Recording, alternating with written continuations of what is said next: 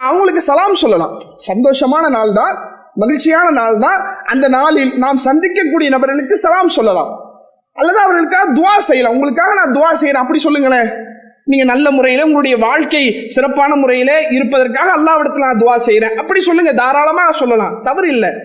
ஆனா ஒரு வார்த்தையை உருவாக்கி இதை எல்லோரும் சொல்ல வேண்டும் என்ற ஒரு வழிமுறை முஸ்லிம் சமூகத்தில் பரவி இருப்பது என்பது இது நபிகளார் காட்டித்தராத ஒரு காரியம். இதை விட்டு நம்ம விலகி இருக்கணும். நபிகள் நாயகம் ஸல்லல்லாஹு அலைஹி வஸல்லம் அவர்கள் சொன்னார்கள், மன் அமில அமலன் ஃபலைஸ அலைஹி அம்ருனா ஃபஹுவ ரத்துன்.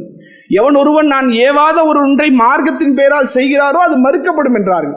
அப்ப எல்லோரும் செய்ய வேண்டும் என்ற ஒரு சூழலை உருவாக்குவது என்பது இது மிகப்பெரிய ஒரு ஆபத்தை, மிகப்பெரிய ஒரு பேரழிவை ஏற்படுத்தக்கூடிய ஒரு அம்சமாக இருக்கிறது. எனவே இதை விட்டு நாம விலகி நபிகள் நாயகம் ஸல்லல்லாஹு அலைஹி வஸல்லம் அவர்கள் காட்டித்தந்த அடிப்படையில், நபிகளார் கற்றுத்தந்த அடிப்படையில் நம்முடைய மகிழ்ச்சியை, நம்முடைய சந்தோஷத்தை நாம வெளிப்படுத்தலாம். அதற்கு மார்க்கத்தில் எந்த விதமான தடையும் இல்லை.